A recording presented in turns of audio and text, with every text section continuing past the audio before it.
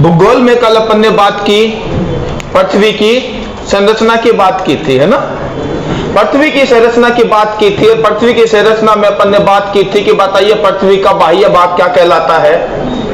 अरे बोलो, क्रस्ट, आंतरिक क्रोड, अब बीच वाला मेंटिल। इनके दूसरे नाम बोलना, सबसे बाहर वाला भाग सियाल, बीच वाला अंदर ही अंदर वाला नीफे। नीफे का मतलब निकिल और लोहा। लोहे की प्रचुरता कौन से भाग में? क्रोड में या नीफे में। एल्यूमिनियम की प्रचुरता सियाल में। क्लियर? सियाल में। बताइए पोलरिटी, ध्रुवणता का गुण पृथ्वी के कौन से भाग में पाया जाता है? नीफे में। बताइए पृथ्वी पर सर्वाधिक मात्रा में कौन सा धातु पाया जाता है? भूप्रपट्टी पर सर्वाधिक मात्रा में कौन सा धातु पाया जाता है? भूप्रपट्टी पर सर्वाधिक मात्रा में कौन सा धातु पाया जाता है? एल्यूमिनियम। तो बताइए आपकी पृथ्वी पर सर्वाधिक मात्रा में कौन सा तत्व पाया जाता है? तो बताइए पृथ्वी पर सर्वाधिक मात्रा में कौन सी गैस पाई जाती है? नाइट्रोजन। अंतर है, जल्दबाजी न करें। पढ़ते समय ध्यान दे कि हम गलत क्यों करते हैं, सिलेक्शन क्यों नहीं होता है। तो कमी क्या है? जल्दबाजी। कमी क्या है? पढ़ते नहीं है। बहुत सारी कमियां उनको दूर करनी है। ये बात करने के बाद अब चलते अपन कल से आगे। चले? चलो देखना, कल मैंने कहा था आपसे ये क्या है? पृथ्वी। जनरली हम ऐसे बना देते हैं पृथ्वी को, लेकिन पृथ्वी ऐसी होती ही नहीं है। पृथ्वी ऐसी थोड़ी होती है, जनरली हम ऐसे बना देते हैं। एक्चुअल में अगर आप पृथ्वी देखोगे तो पृथ्वी पता नहीं, गोल नहीं, अजीब ही टाइप की, इस टाइप की है पृथ्वी, अजीब ही टाइप की है। लहरदार है, लहरदार। लहर जानो तो ना, लहरी हो, राजस्थानी हो आप तो जानते हो, है ना। आपकी पृथ्वी लहरदार है, ऊंची नीची उबड़ खाबड़, ठीक है। लेकिन जब हम इसकी आकृति देखते हैं तो यह अंडाकार हो दिखती है। कैसी दिखती है? अंडाकार। लेकिन जो यह आकृति एक्चुअल में है, ये जो लहरदार आकृति है, इस लहरदार आकृति को अपन जियोड बोलते हैं। क्या बोलते हैं? जियोड। इस लहरदार आकृति को क्या बोलते हैं अपन? इस लहरदार आकृति को अपन जियोड बोलते हैं। क्या बोलते हैं? जियोड। तो पृथ्वी की आकृति कैसी है? जियोड। इसकी शेप जियोड है, जियोड। जियोड। और इस जियोड के जब इस जियोड का बाहर से अध्ययन करते हैं तो अपन क्या बोलते हैं? जियोलॉजी। ऐसे बोलते हैं, जियोलॉजी। और अंदर से अध्ययन करते हैं तो क्या बोलते हैं? जियोलॉजी। जियोलॉजी। तो जियोग्राफी, जियोलॉजी, जियोग्राफी। बाहर से अध्ययन करते हैं तो क्या बोलेंगे? जियोग्राफी। और अंदर से अध्ययन करेंगे तो क्या बोलेंगे?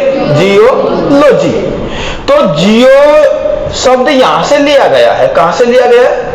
यहां से। पृथ्वी की जो आकृति है ना, वहां से लिया गया है। अगर आपसे कोई पूछ ले कि पृथ्वी की शेप कैसी है, पृथ्वी की शेप कैसी है, तो हम कहेंगे पृथ्वी की शेप जियोड है। ये भूल जाओ, अंडाकार, गोलाकार, चपटी, है ना, बोल सकते हैं। लेकिन सही भाषा ये है कि पृथ्वी, लिखते रहना। जैसे कई बैठे हैं कि भागवत कथा में आए, बस कथा ही सुननी है, ऐसे नहीं है, लिखते भी रहना है। क्योंकि अपन लिखाते नहीं है, क्योंकि लिखना एक कला है, पढ़ना एक कला है, वो आनी चाहिए। तो लिखते रहना, भूगोल, जियोग्राफी, लिखते रहना, ठीक है ना, ठीक है ना, लिखते रहना। वापस से मैं अपनी भाषा में बोलूंगा, आपको क्या लिखना है आप खुद लिखे, मुझे नहीं पता क्या लिखना है। वापस से भूगोल। यहां पर दो टर्म है आपके सामने, जियोग्राफी और जियोलॉजी।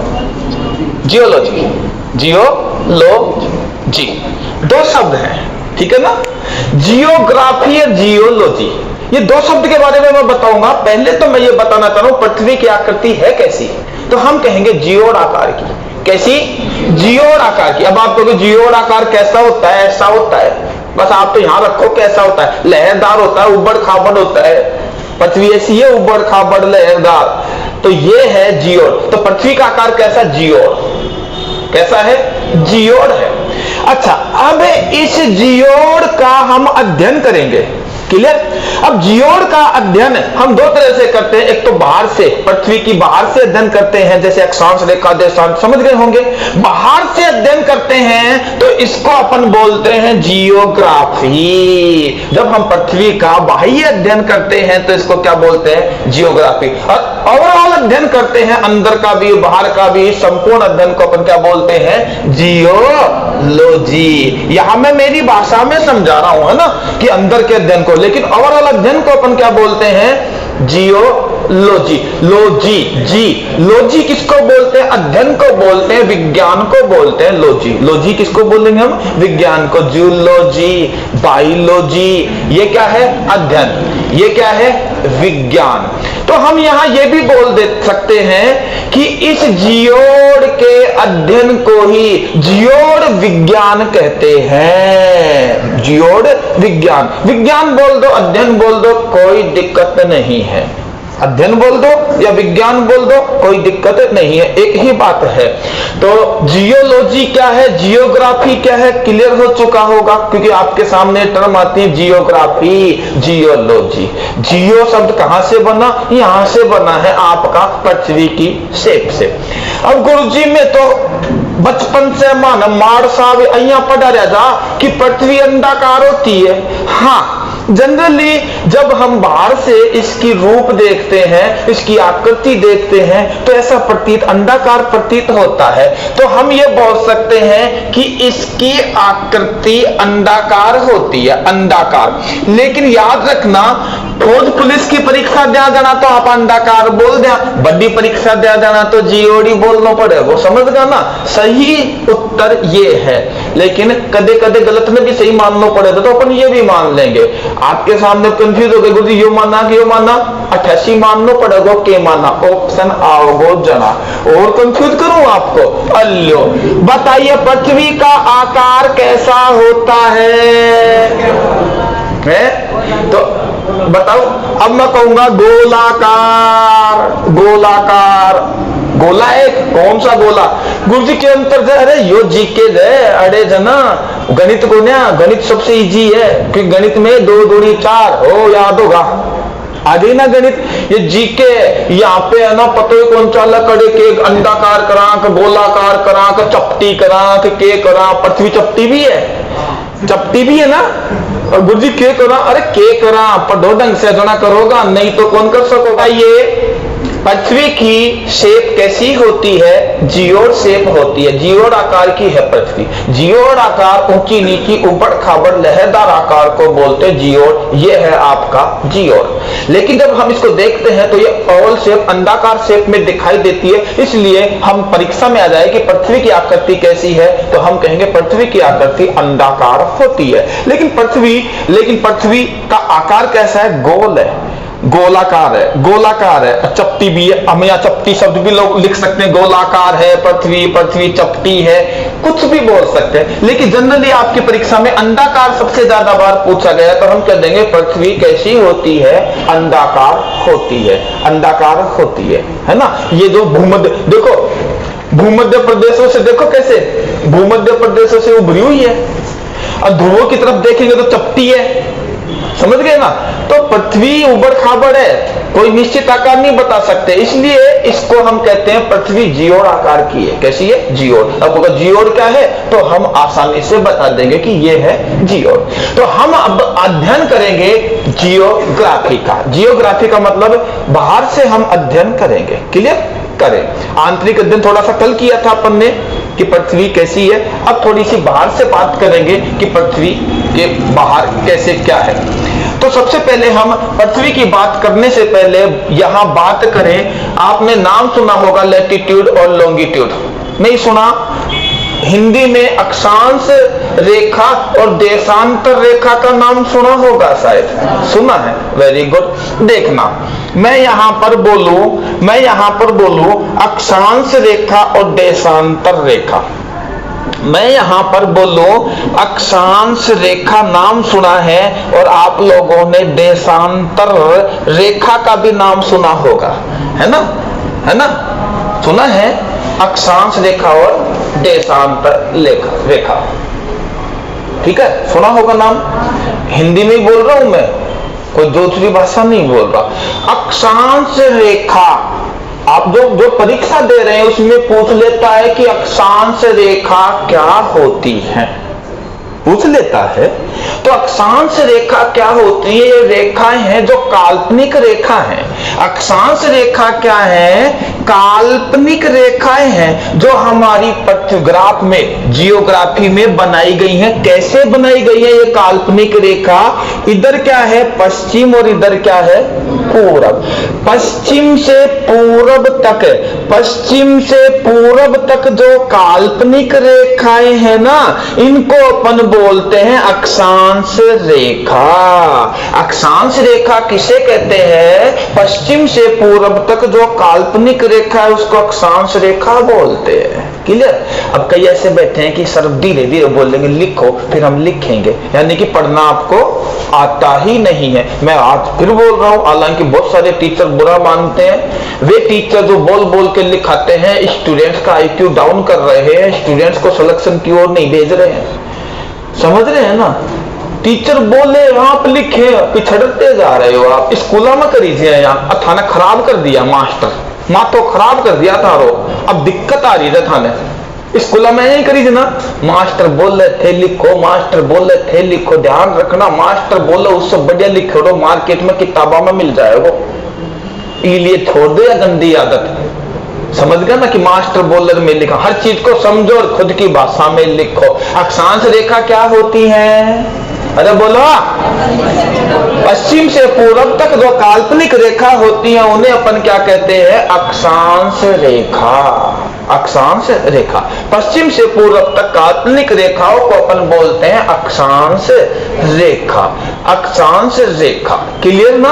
आपको पता है अक्षांश रेखा, अक्षांश रेखा, सुनना भाई ध्यान से। एक तो होती है अक्षांश रेखा और एक होता है अक्षांश, दोनों में अंतर है। अक्षांश रेखा और अक्षांश। एक बात बताओ, यहां पर लड़कियां बैठी हैं भाई, रेखा किस किस का नाम है? एक तेरा, है ना? कितनी सारी रेखा है ना? हाँ, हमारे भारत में रेखा बहुत सारी है। उसकी बीवी का नाम भी है रेखा। हमारे भारत में रेखा बहुत सारी है। और गरीबी की रेखा तो इतनी सारी है, इतनी सारी है, इतनी सारी है। गरीबी की रेखा तो हर गांव में जाती है, हर गांव में, है ना? अगर कागज से भी जायज है। कई गरीबी की रेखा तो अगर माँ खाई जायज है ना? जायज है ना? हाँ, घर माँ खा जायज है। कई किसी के साथ गरीब जहां तो घर माँ खाई जा रही है रेखा गरीबी की, उन्हें ठानी जा पाने। तो गरीबी की रेखा हमारे भारत में ज्यादा है, ज्यादा है ना?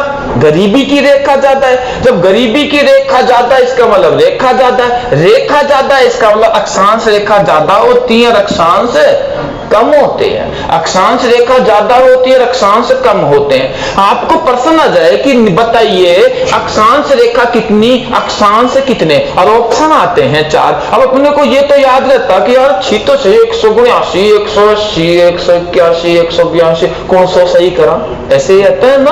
तो अक्षांश रेखा, अक्षांश रेखा कितनी होती है यहां पर ध्यान देना। आपकी पुस्तक में, पुस्तक नहीं बोलेंगे, गाइड बोलेंगे, गाइड, ये मार्केट में मिलती है ना? उनमें गलत सलत दे देते हैं। उनमें क्या दे रखा है भाई? उनमें दे रखा है 180 और 181, ऐसे कुछ देता है।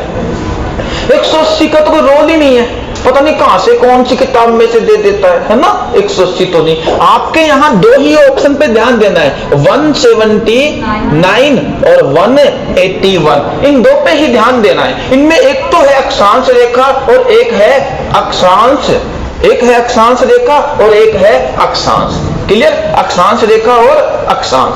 तो यहां पर मैंने क्या कहा, रेखा ज्यादा होती है। मैंने क्या कहा, रेखा ज्यादा होती है, रेखा ज्यादा होती है। तो हम क्या बोलेंगे, अक्षांश रेखा कितनी, बोलो भाई, 181, और अक्षांश कितने, 179। अक्षांश कितने होते हैं, 179 होते हैं, और अक्षांश रेखा कितनी होती है, 181 होती है अक्षांश रेखा। क्लियर? अक्षांश रेखा और अक्षांश में पता चल गया फर्क क्या है। अब यहीं पर ही बात करें अपन अक्षांश रेखा और अक्षांश। क्लियर? अब देखना, यहीं पर ही अपन बात करते हैं कि ये अक्षांश रेखा और अक्षांश, ये अक्षांश रेखा है ना, बताएं दो अक्षांश रेखाओं के बीच का अंतर कितना होता है। कई बार आता है, दो अक्षांश रेखाओं के बीच का अंतर कितना होता है, कोई बता सकता है? दो अक्षांश रेखाओं के बीच का अंतर कितना होता है, कोई बोलेगा? 111 किलोमीटर। दो अक्षांश रेखाओं के बीच का अंतर होता है 111 किलोमीटर। दो अक्षांश के बीच का अंतर कितना होता है, 111 किलोमीटर। दो अक्षांश के बीच का अंतर होता है 111 किलोमीटर। अच्छा जी, एक क्वेश्चन और इंपॉर्टेंट है, तो कई बार आपकी परीक्षा में आता है। प्रश्न क्या है, सुनना, देखना। प्रश्न ये है कि बताइए अक्षांश रेखा किसको प्रदर्शित करती है। अक्षांश रेखा किसको प्रदर्शित करती है? ऑप्शन ऐसे आएगा, समय को, ऑप्शन ऐसे आएगा, ताप को। तो अक्षांश रेखा जो है आपकी पृथ्वी पर एक काल्पनिक रेखा है, ये किसको प्रदर्शित करती है? ताप को प्रदर्शित करती है। किसको प्रदर्शित करती है? ताप को प्रदर्शित करती है अक्षांश रेखा। अक्षांश रेखा किसको दर्शाती है? ताप को दर्शाती है। क्लियर है ना? अच्छा, एक बात बताओ, ये आपकी पृथ्वी है, क्या है ये? पृथ्वी है। पृथ्वी पर जब आप ध्रुवों की तरफ जाओगे, यहां से ध्रुवों की तरफ जाओगे, तो ताप अधिक होगा, कम? अरे कम ही होगा ना। अरे इसका मतलब यहां पर ताप अधिक है और यहां पर ताप कम है। अब आपसे क्वेश्चन पूछता है, छोटा सा क्वेश्चन, क्या पूछता है कि बताइए भूमध्य प्रदेशों से ध्रुवों की तरफ चलने पर ताप अधिक होता है या कम? Very good. लेकिन परीक्षा में आप पूछते हो, तीसरा में पूछने की जरूरत ही नहीं है, पूछने की जरूरत नहीं है। जब ध्रुवों की तरफ चलेंगे तो ताप कम होगा, लेकिन ध्रुवों से यदि भूमध्य प्रदेश की ओर चले तो अधिक होगा। तो बताइए आपकी पृथ्वी पर सर्वाधिक ताप कहां का? Very good. आपकी पृथ्वी पर सर्वाधिक ताप, आपकी पृथ्वी पर सर्वाधिक ताप कहां का होता है? आपकी पृथ्वी पर सर्वाधिक ताप होता है भूमध्य प्रदेश का। भूमध्य प्रदेश का। सन्नी खड़ा हो, पीछे बैठ। काफी देर से देख रहा हूं, गलती पड़ोसी की है लेकिन सजा आपको मिल रही है। अब हालांकि मेरे को बोलना चाहिए था पड़ोसी को कि तू बाहर ही जा क्लास से, लेकिन मैंने नहीं बोला। अब देख ले, तेरी गलती के जाए को बुद्धि में देता, अब बुद्धि में देता ही माल्यार्पण बुलार मैं कर देता हूं, लेकिन कमी तेरी, समझ रहे हो ना? अब मन तो मेरे कर रहे तो उन्हें भी बेइज्जती कर दियो, क्योंकि 2-3 बार पहले उन्हें टोक चुके हो, 2-3 बार पहले टोक चुके हो तो मैं अब खड़े करके मारा ही गाल तो। हाँ बोल के बोले थे, बोल खड़े और बोल के बोले थे, या कहते कि मेरी गलती को ना कैमरा जी तू मैंने झूठला कौन सके, इसलिए पढ़ाई पर ध्यान दे ले। अभी तने खड़े करके प्रश्न पूछ लेगा ना, कौन बता सकोगे? एक बात बताऊं आप लोगों को, मैं सही बता रहा हूं, आप लोगों को पढ़ना नहीं आता है, सही बता रहा हूं। आपको पता होना चाहिए जितना मैंने पढ़ाया अभी तक, दूसरा मास्टर जो लिखार पढ़ा हो जाए अतनो 1 घंटा में पढ़ा तो थाना पता पढ़ना ही को ना थाने नहीं आता है पढ़ना। जिस दिन पढ़ना सीख लोगे उस दिन सिलेक्शन हो जाएगा आप लोगों का। पढ़ना हर एक की बस की बात नहीं है, पढ़ना एक कला है। किसी ने आपको ये कला सिखाई नहीं कि कैसे पढ़ते हैं। और आपको कई बार बोल दिया क्लास में सीरियस रहोगे तो लंबे टाइम तक याद रहेगा, बकवासबाजी करोगे तो 1 महीने में भूल जाओगे, और बकवासबाजी करोगे 7 दिन में भूल जाओगे। फिर होगा गुरुजी पर डूजूले आदि कौन रहे, पढ़े तो छोड़ो लेकिन परीक्षा में बोल गो के पढ़े तो ढंग से वन पढ़े लिए बोल गो। कितनी परसेंटेज बनी 12वीं में? साहब 60। क्यों मेरिट में क्यों कौन आयो? कदे कई बार बोल दे तो दर्द क्यों कौन हो कि 10वीं में मेरिट में कौन आया, 12वीं में मेरिट में क्यों कौन आया, दर्द क्यों कौन और होता रहे? क्यों घर खाना खराब कर रहा? तो घर खाना पूछो कितना अपना मतलब पेट काट काट कर रहने था ना कहीं पड़ा रहती, घर खाना पूछो तो सही। आपको पेट काट कर अब तू बात में लाग रहे बापू ओडी ने सारा दिन पकौड़ी बनाओ दे, जूस बनाओ दे, सोचो क्या मेहनत कर रहे हो। अगर तेरी शिकायत कर दूंगा तो क्या बीते क्यों के ऊपर? कोचिंग माँ वो बंद कर दे, ठोके को नहीं 2 लाख यहां लगती है। अगर मैं शिकायत कर दूं ना तो बापू के यहां लगती है यार, क्यों दे हो? कितना सपना तू पैदा हो, कितना सपना लियो तेरे बापू की मेरे छोरो बड़ो रहे बनोगे, बुढ़ापा को सारो मनाओगे नहीं करोगे। इको बापू का माध्यम से थाने सब नहीं खरीदू मैं। कितना सपना ले रहे थे तो माता पिता यार थे वन का सपना आया दिन नीचे बैठ गया ऊपर बैठ गया यार, सारा दिन टोकना पड़े जाए। अब तो 12 साल से ऊपर को लड़को यदि कोई हो तो उन्हें टोकबा की जरूरत कौन रहे, मेरो मान बोझ। लेकिन फिर भी आप 12 साल से ऊपर के हैं सब लड़के लड़की, फिर भी आपको टोकना पड़ता है यार, दुख होता है। एक बात बताओ थे, मैं बढ़िया पढ़ा रहा हूं, मैं साला बढ़िया पढ़ा रहा, रीजनिंग वाला बढ़िया पढ़ा रहा, सिलेक्शन क्यों कौन हो रहा? क्योंकि थे बढ़िया पढ़ रहा कौन है, समझ गया ना? आपका सिलेक्शन तब भी होगा जब आप बढ़िया पढ़ेंगे। हमारा पढ़ावा से कुछ ही कौन ना, थारा पढ़वा सा होगा। कोई इंडिया का कड़ी कौन सी संस्था में चले जाओ, जब तक थे नहीं पढ़ोगा कुछ ही कौन हो, समझ गया ना? सीखो, पढ़ना एक कला है, सीखो, पढ़वो को ना हो थाने। कोई बात ना, थारी इच्छा से जब नौकरी नहीं लगेगी जरा याद आऊंगा मैं कि यार पढ़ लेता तो बढ़िया रहता। देखना वापस से अक्षांश रेखा कितनी, अक्षांश कितने, अक्षांश रेखा किसको प्रदर्शित करते हैं? ताप को। बताइए भूमध्य रेखा से ध्रुवों की तरफ जाने पर ताप अधिक होगा या कम है? ध्रुवों से भूमध्य की ओर आएंगे तो बताइए पृथ्वी पर सर्वाधिक ताप कहां का? मेरे हिसाब से सबको पता होगा पृथ्वी पर सर्वाधिक ताप भूमध्य रेखा का है। सबको पता था 9th में 10th में सबको पता था। क्या किसी ने कभी कोशिश की कि नक्शे में हम ये देख ले कि ये भूमध्य रेखा कहां कहां से गुजरती है? क्यों नहीं की? अगर भूमध्य रेखा जिस जिस सागर में से गुजरती है, जिस जिस देश में से गुजरती है, जिस जिस शहर में से गुजरती है, वहां का ताप अधिक होता है। परीक्षा में प्रश्न आए बताइए किस देश का ताप अधिक, किस सागर का ताप अधिक, किस शहर का ताप अधिक?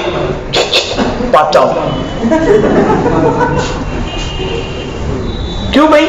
मेहनत कर लेता उन्हें को ना पांचा में कैसे, क्यों? वो भी थारी जैसे ही तो असफलता का स्वाद चखो, फिर थोड़े दिन पाछे लावनी करो। लावनी खेता में री को पानी रिया को तो तगारी गेरो मजदूरी करो। यो ही चलो रिजल्ट था, और कोई रिजल्ट कौन निकलो। कभी कोशिश ही कौन करा, पढ़ो ही कौन है। ये पर्सन गुरुजी ये देश का नाम ही कौन सुना? मैं तो अरे कहीं सुनोगा तो पढ़ाई कौन है, तो कहीं सुना गुरुजी में तो देखा ही कौन है। शहर का कड़े आगो यहाँ खड़े केक पढ़ना, कौन सा शहर को ताप दिख के पढ़ना? अजय वो तो कहते कि मैं तो रट्टी लूंगा, इस हाल भी कौन बैठ गया 10,000 कृष्णा की किताब ले आयो, चाचो ले आ दियो तो मैं रट्टी लूंगा, है ना? तो अरे पढ़ो, पढ़ाई कर, है ना? पढ़ाई करो। आओ तो देखो भूमध्य रेखा का ताप अधिक है ना? हाँ, तो आपको ऑप्शन में आ जाए किस देश का ताप अधिक, किस शहर का ताप अधिक, किस सागर का ताप अधिक, किस द्वीप का ताप अधिक। कब पता पाओगे? जब आप नक्शे का मुआयना करोगे, नक्शा देखोगे, भूमध्य रेखा कहां कहां से गुजरती है, तब आप करोगे। नहीं देखते हो, अध्ययन नहीं करते हो, अच्छा नहीं पढ़ते हो, मेहनत नहीं करते हो, तो कोई गैला को ना, क्योंकि जो हम पढ़ते हैं वो परीक्षा में आजकल आना बंद हो गया है। और आरपीएससी का तो पेपर में यहाँ का देख लू तो आरपीएससी कि क्वेश्चन ने आजकल घुमा घुमा पूछे थे, या तो सेम सा लागी थी लेकिन उत्तर अलग ही निकली थी। कोई बात नहीं। सर्वाधिक ताप कहां का होता है भाई? भूमध्य रेखा का ताप सर्वाधिक होता है। भूमध्य रेखा इसको मैं लिख दूं यहां पर भूमध्य रेखा, लिख दिया ना। इस भूमध्य रेखा का एक नाम और है,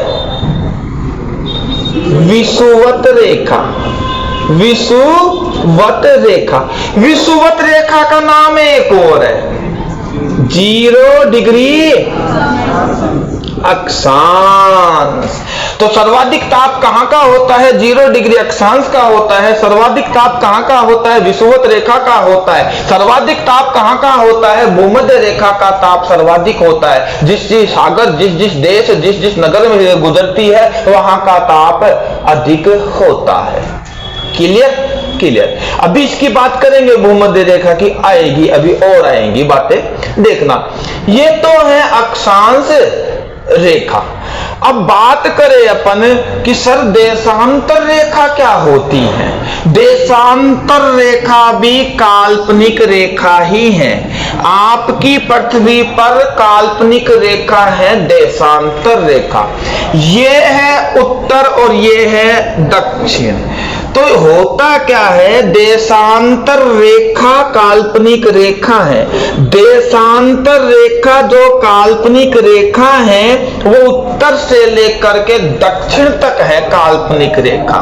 यदि कोई पूछे आपसे कि देशांतर रेखा किसे कहते हैं, कोई पूछ ले कि देशांतर रेखा किसे कहते हैं, तो हम कहेंगे उत्तर से लेकर के दक्षिण तक काल्पनिक रेखाओं को देशांतर रेखा कहते हैं। दक्षिण से उत्तर तक, उत्तर से दक्षिण तक जो काल्पनिक रेखाएं हैं उन्हें हम देशांतर रेखा कहते हैं। और अक्षांश रेखा किसे कहते हैं? पश्चिम से पूरब तक की जो काल्पनिक रेखा है उसे हम देशांतर रेखा कहते हैं। आपने कहा अक्षांश रेखा किसको प्रदर्शित करती है? आपने कहा ताप को। तो देशांतर रेखा किसको प्रदर्शित करती है? समय को। देशांतर रेखा किसको प्रदर्शित करती है? समय को। अब देखना गुरुजी रत्नो पतो चाल गो, कभी आप कोई परीक्षा दी है, नहीं दी है तो दोगे, आपको प्रश्न आएगा कि नीम का थाना, सपोज कर रहा हूं, नीम का थाना इतने डिग्री अक्षांश और इतने डिग्री देशांतर पर स्थित है, और सीकर इतने डिग्री अक्षांश और इतने डिग्री देशांतर पर है। सीकर में ये समय है तो नीम का थाना में क्या समय होगा? अब बात बात पे समय पूछ रहा है ना, तो आपको किसको ध्यान देना है? किस पे ध्यान देना है? अक्षांश या देशांतर? देशांतर पर ध्यान देकर के उत्तर करने की कोशिश करना है। क्वेश्चन में आपको अक्षांश भी लिखेगा, इतने अक्षांश पर और इतने देशांतर पर, लेकिन वहां समय पूछा है तो अक्षांश का कोई रोल नहीं होता है। देशांतर को उठाते हैं कि कितने डिग्री देशांतर पर है, फिर क्वेश्चन करने की कोशिश करते हैं और क्वेश्चन का उत्तर यहां से निकलता है। रटने वालों का कोई स्थान है नहीं है। समय की गणना हर कोई नहीं कर सकता है। और आजकल ये कांस्टेबल टाइप की परीक्षा है, इसमें तो सबसे ज्यादा आ रहे। पहले तो रेलवे में आते थे ये प्रश्न कि जैसे दिल्ली का ये समय है तो बताइए जयपुर का समय क्या होगा, है ना। पहले रेलवे में आते थे ऐसे प्रश्न। अब तो तुम्हारा सब परीक्षा में देवा लागा। उत्तर कौन करेगो? जी का समझ मारी जो वो करेगो। जो 10,000 क्वेश्चन रटते थे ना वो कौन करे? आओ वापस। देशांतर रेखा किसे कहते हैं? उत्तर से दक्षिण तक काल्पनिक रेखा को देशांतर रेखा कहते हैं। यह किसको प्रदर्शित करता है? यह समय को प्रदर्शित करता है। देशांतर रेखा कितनी होती है?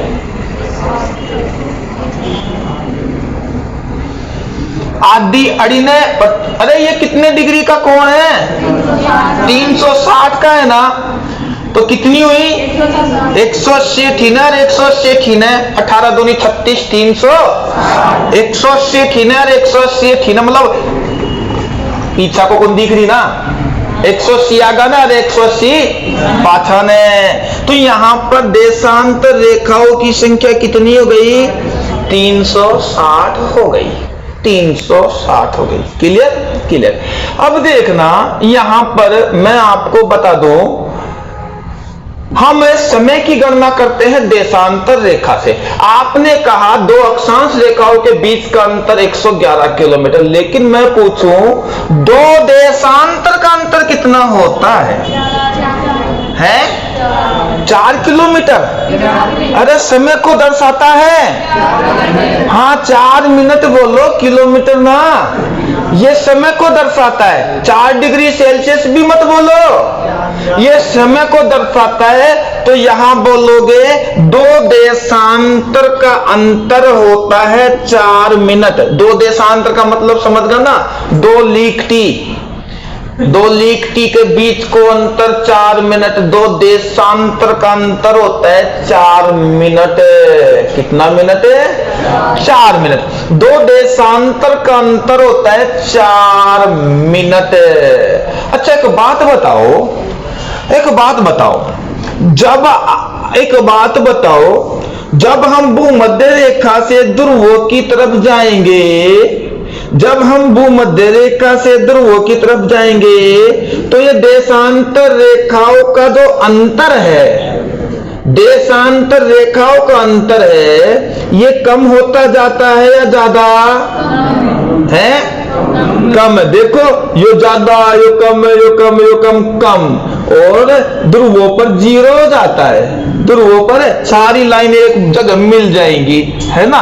ये क्वेश्चन भी कई बार पूछता है, ध्रुवों से भूमध्य रेखा की ओर अंतर अधिक।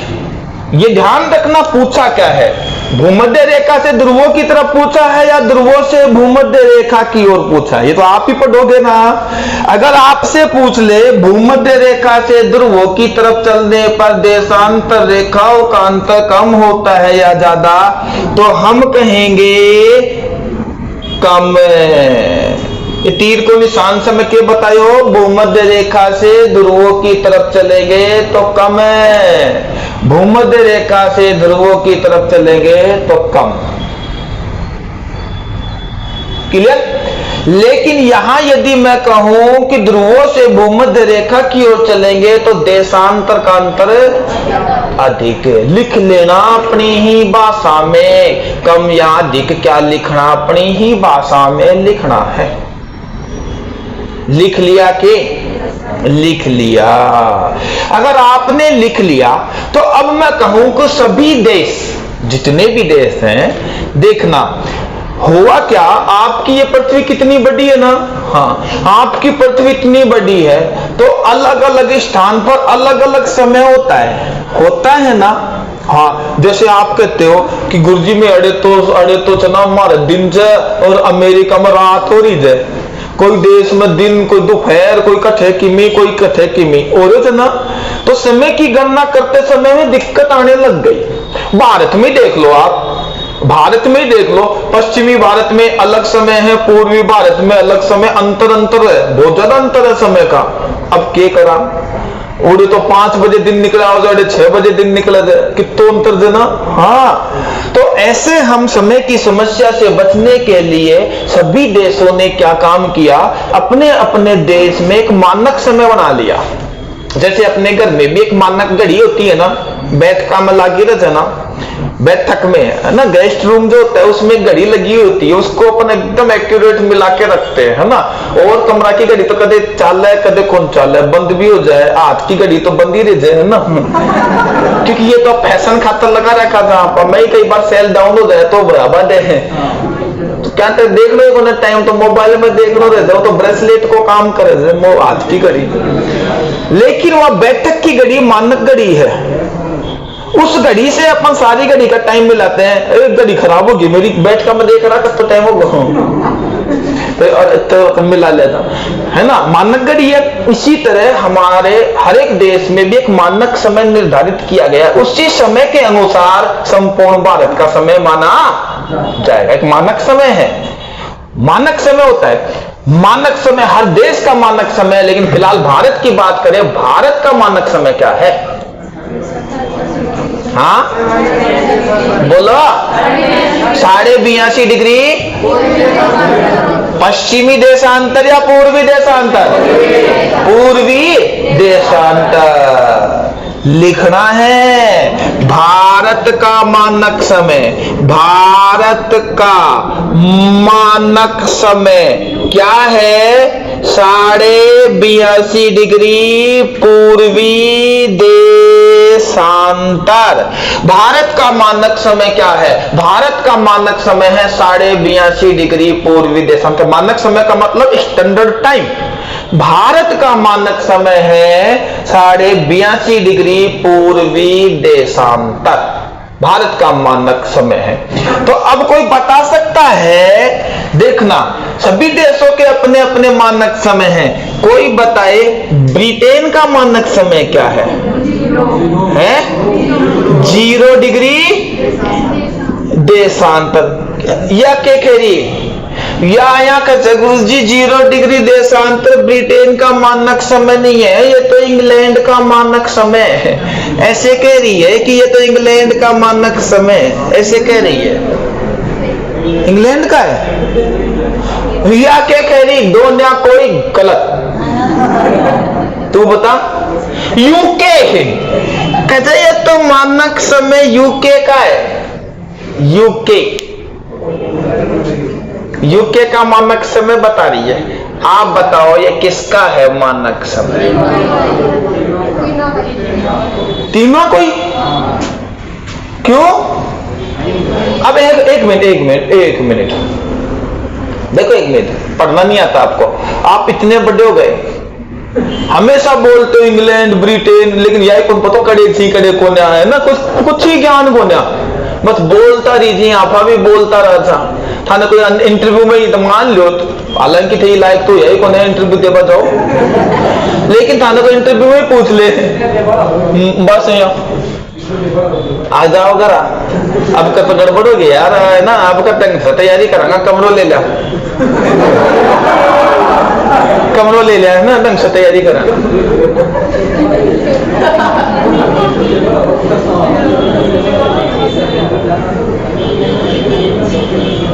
कोई बात नहीं, देखना मैं मोटा मोटा बता देता हूं, गहराई में आप जाना। यूके है, मेन देश है UK, United kingdom. United kingdom एक देश है, क्लियर? हाँ। और ब्रिटेन एक द्वीप है। यूनाइटेड किंगडम एक देश है, उस देश में एक द्वीप है, उसका नाम है इंग्लैंड। इसे देखना, क्या बोल गया मैं, उल्टा बोल गया। यूके एक देश है, उसमें इंग्लैंड का, ब्रिटेन, उसमें एक द्वीप है जिसका नाम है ब्रिटेन। उस द्वीप का नाम क्या है? ब्रिटेन। इस ब्रिटेन द्वीप के 3-4 पार्ट है, जैसे इंग्लैंड,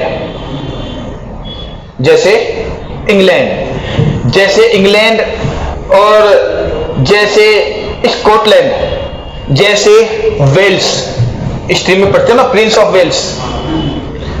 ये एक द्वीप के पार्ट है। वापस से, यूके एक देश है, यूके देश में एक द्वीप है जिसका नाम है ब्रिटेन। ब्रिटेन द्वीप के 3 भाग हैं, जिसमें स्कॉटलैंड है, नाम सुना होगा। स्कॉटलैंड को देश नहीं है, स्वतंत्र है। स्कॉटलैंड है, और अभी मैंने क्या बोला? वेल्स। ये पढ़ाया था अपन ने, हिस्ट्री में पढ़ाया था। प्रिंस ऑफ वेल्स भारत कब आए? गांधी जी ने काले झंडे किसे दिखाए? प्रिंस ऑफ वेल्स को दिखाए। क्यों दिखाए? ऐसा हिस्ट्री में पढ़ते हैं हम लोग। तो वेल्स कहां है? वेल्स इंग्लैंड में। स्कॉटलैंड कहां है? इंग्लैंड मतलब ब्रिटेन में। स्कॉटलैंड कहां है? ब्रिटेन में। वेल्स कहां है? ब्रिटेन में। इंग्लैंड कहां है? ब्रिटेन में। ब्रिटेन कहां है? यूके में। यूके क्या है? देश। लेकिन जनरली हम मन कर वही बोलते हैं। अब हुआ क्या, वो पार्ट, एक पार्ट इंग्लैंड, एक स्कॉटलैंड और एक वेल्स। इनमें यूके का दिल है इंग्लैंड, इसलिए इंग्लैंड बोल वाला आगा कड़े जा इंग्लैंड। तो यार हाँ, लंदन क्या गो जाए गो लंदन घर मत रखो ने लंदन जाए गो लंदन क्या गो फिर यार। अब बोलो लंदन है ना, लंदन यूके की राजधानी है लंदन। अब कंफ्यूजन दूर हो गो ना कि लंदन के जाए इंग्लैंड के, कई कई तो सोचे लंदन देश हो गो, इंग्लैंड भी कोई देश, ब्रिटेन भी कोई देश, यूके भी कोई देश, यहाँ कई नाम दे रहे थे तो है ना। अब क्लियर हो गो ना। हाँ अब आ जाओ। ब्रिटेन का मानक अब समझ गया ना, इंग्लैंड का मानक समय, ब्रिटेन का मानक समय, लंदन का मानक समय, ठीक है ना। अब इसको ब्रिटेन बोला मैंने भी, जबकि यूके बोलना चाहिए, कोई बात नहीं। तो ब्रिटेन का मानक समय क्या है? 0 डिग्री देशांतर, ब्रिटेन का मानक समय हो गया यार। अच्छा जी, ब्रिटेन का बताया मैंने, भारत का बताया, अब बता रहा हूं। चलो सारा देश अपनी अपनी समस्या मिटा लेगा, लेकिन अंतरराष्ट्रीय समस्या ही तो अंतरराष्ट्रीय भी समय बना दो एक, जिसको बोलते हैं अंतरराष्ट्रीय मानक समय। वो क्या है? 180 डिग्री देशांतर। तो लिखो अंतरराष्ट्रीय मानक समय 180 डिग्री देशांतर को कहा गया है। अंतरराष्ट्रीय मानक समय 180 डिग्री देशांतर को कहा गया है। और सुनो, ये 180 देशांतर, देखो सारी देशांतर सीधी जा रही थी, लेकिन यहाँ 180 है ना, 180 अय्या जायज है। अब अय्या क्यों जायज है? जब यह गुजर रही है ना 180, तो हुआ क्या? मतलब एक देश का टुकड़ा इधर भी है और इधर भी है। अगर सीधी ले जाता तो वही एक देश में अलग अलग समय हो जाता, समझ रहे ना। जैसे मान लो यो भारत को एक टुकड़ो हो रहे, भारत को एक टुकड़ो हो रहे, और देशांतर एक अड़ी का जारी थे, तो वोड़ी को समय अलग है, अड़ी को समय अलग, एक ही देश को अलग अलग समय। तो यहाँ करे हाँ इन्हें अड़ी ने ले रहे हैं, मोड़ कर अड़ी लेगा, तो कोई समस्या नहीं थी तो मोड़ रहे हैं लेगा। तो कोई पूछ ले कि 180 डिग्री देशांतर को कितनी बार घुमाया गया है, कितनी बार मुड़ती है? घनी बार को ना 7 बार। लिख लेना, ये अंतरराष्ट्रीय मानक रेखा 7 बार घूमती है। आपको 4 बार दिखाई देगी नक्शे में, 4 बार, लेकिन देखो भाई थाने 4 बार दिखाई देगी, देखो, लेकिन अहिया गिन दो, एक बार तो यहाँ मुड़ी, एक बार एक जगह 2-2 मानी जाएगी, देख दो यहाँ मुड़ेगी यहाँ, तो थाने 4 बार दिखेगी, लेकिन जब मोड़ देखोगे ना तो 7 गिनवा माएगा। इसलिए जल्द आज तक के शायद गिना ही कौन होगा, क्या तक गिना, क्योंकि पढ़ लो आओ ही कौन मार साहब जो लिखा दे वो लिख लिया अपनी तरफ से, तो मेहनत को बाप से ही कौन करे मैं आज तक सिलेक्शन भी कौन हुई हो, कोई बात ना। अरे सुनो, अंतरराष्ट्रीय रेखा को कितनी बार घुमाया गया है? क्यों? समय की समस्या से मुक्ति पाने के लिए। मुक्ति पाने का मतलब भाषा कुछ भी हो सकती है। समस्या थी समय की, है ना, कि एक ही देश में 2-2 समय, इससे बचने के लिए हमने क्या काम किया? रेखा ने घुमा दिया, है ना। हाँ, रेखा ने घुमा दिया। दया योगी सुनो, ट्रेन चला रहे हो तो दारू पी वालों सामागो कभी मारो को बोल, ट्रेन दारू पी वाला से बहुत गुस्सा होता है, मरो खेता मांगो, तो ट्रेन में खेता में लगो, मारना जहाज में, ट्रेन में खेता में लगो, है ना, लेकिन मान लो और वोड़ी में ले जाएगा ना मरे को कोन्या, वोड़ी ले जाएगा तो मरे को कोन्या। तो अहिया ही आ जाए, समस्या से मुक्ति पापा के लिए तेरो टुकड़ो अड़ीन से तोड़ीन ले जाओ, तेरो अड़ीन से तोड़ीन ले जाओ, तेरो अड़ीन से तोड़ीन ले जाओ। तो वो रेखा ने ट्रेन के जहाँ लेगा था, अभी खड़ो खेता में लेगो, तो यहाँ ई रेखा ना पा खेता में लेगा, याद रह जाएगी। अब बताओ कौन सी रेखा सीधी नहीं है? 180 सीधी को नहीं, थारी जी आज है टेढ़ी। याद होगा कौन सी रेखा सीधी, कौन सी रेखा सीधी को ना। अच्छा जी, अब एक बात बताओ, इनमें से, अब ये मान लो जो अब मैं पसंद कर रहा हूं कि देशांतर रेखा सीधी है, इनमें से कौन सी रेखा है जो पृथ्वी को समान भागों में नहीं बांटेगी? मैं बताऊं, सभी बांटेगी। एक भी रेखा ऐसी नहीं है जो अरे खरबूजा कौन दे, ये खरबूजा तो ही है, आजकल आ भी रहे हैं खरबूजे। अच्छा, जब खरबूजा लेके आते हो आप घर में, लाते हो ना, तो फिर आप छोटा छोटा अपना टाबर क्या करी जी, मम्मी मन दीजिए खरबूजो, मम्मी मन देख, मन बड़ा वाला टुकड़ा दीजिए, मम्मी मन छोटो, मम्मी यो कर लो, मम्मी मैं करो देना है ना। फिर आप कहते लड़ मना, देख लड़ो मना, मैं टुकड़ा कर दी तो जो बड्डो रहे वो ले लीजिए। लेकिन आप चालाक, मम्मी चालाक, के काम करेगी जो लकीर को लेके लाइन, वो लाइन पे ही है हमारे ये चाकू। अब कहते ले ले ले कौन सा ले जाए, फिर या के काम करेगी नापेगी और टाबर है कहीं, अरे यार बराबर सही से और मन को मैं हमरे से बराबर हूंगा। तो अब बताओ खरबूजे की कौन सी रेखा खरबूजे के समान टुकड़ों में बांटेगी?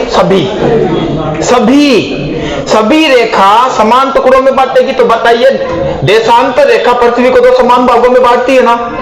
सभी देशांत, ये लिख लेना, सभी देशांतर रेखा पृथ्वी को दो समान भागों में बांटती है। अंतर में बोल लिख लेना, जना लिख रहे जी, मैं इतनी देर करते हम बैठे थे, भागवत चाल रही हो, लिख रहे को ना।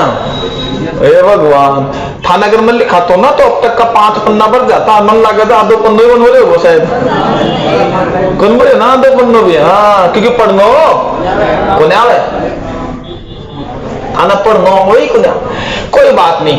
अच्छा जी, देशांतर रेखा हो गई ना, पृथ्वी को 2 समान भागों में बांटेगी। अब बात करें अक्षांश रेखा में, कोई पूछ ले कि कौन सी अक्षांश रेखा पृथ्वी को 2 समान भागों में बांटेगी और कौन सी नहीं बांटेगी? तो देखो भाई, बीचम बीच यही जा रही थी ना,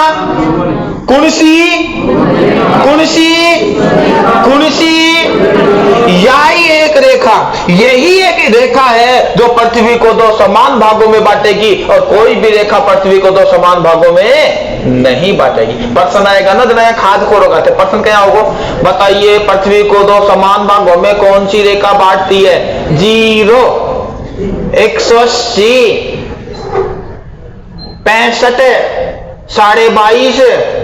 22.5, कोई नहीं, तो 5 में के दोनों होता है ना। बताइए पृथ्वी को 2 समान भागों में कौन सी रेखा बांटेगी? अरे बोलो, भूमध्य क्या 60 बांटेगी? क्या 70 बांटेगी? क्या 80 बांटेगी? ना, सिर्फ 0 डिग्री अक्षांश रेखा पृथ्वी को 2 समान भागों में बांटती है। और देशांतर रेखा देखना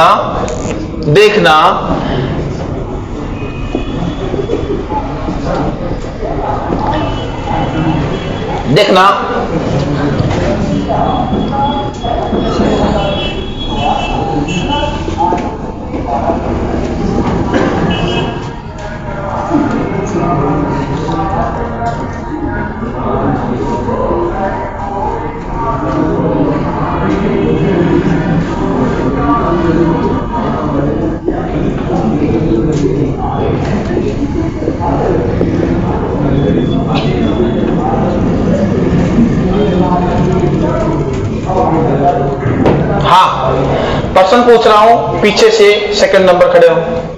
हाँ आप, टोपी मास्टर के बगल में, हाँ आप बदमाशी कर रहे तो भी क्लास में, मतलब बदमाशी करवाना है, पूछ लें है, कोई बात ना, छोटी मोटी चल रही है क्लास में, चल रही है, जितनी तू करे तो वो चल रही है, तेरी तो चल वाला है, इससे कोई दिक्कत होने। हाँ, ये नाम रिंकू, कोई बात नहीं, गुजर मत बोल, क्योंकि कोई छोरी कुंब्या करे अभी। है बात समझ में तो आ रहा है ना। रिंकू आपको बताना है, ऑप्शन सुनो पहले। 60 डिग्री देशांतर, 180 अक्षांश, 30 अक्षांश, इनमें से कोई नहीं। क्लियर। अब प्रश्न ये है रिंकू आपके लिए कि कौन सी रेखा पृथ्वी को दो समान भागों में बांटेगी? सभी का इनमें कोई नहीं। अच्छा 4 ABCD में से क्या करोगे? है बैठ देखना, ये स्टूडेंट्स खड़ा हुआ, पड़ोसी अड़ोसी पड़ोसी हेल्प कर रहे हैं, नीचे नीचे बोल रहे हैं। हमेशा ध्यान रखना, जब आप पढ़ाई करते हैं, अब पढ़ते समय आपकी कोई मदद करता है तो वो आपका सबसे बड़ा दुश्मन होता है।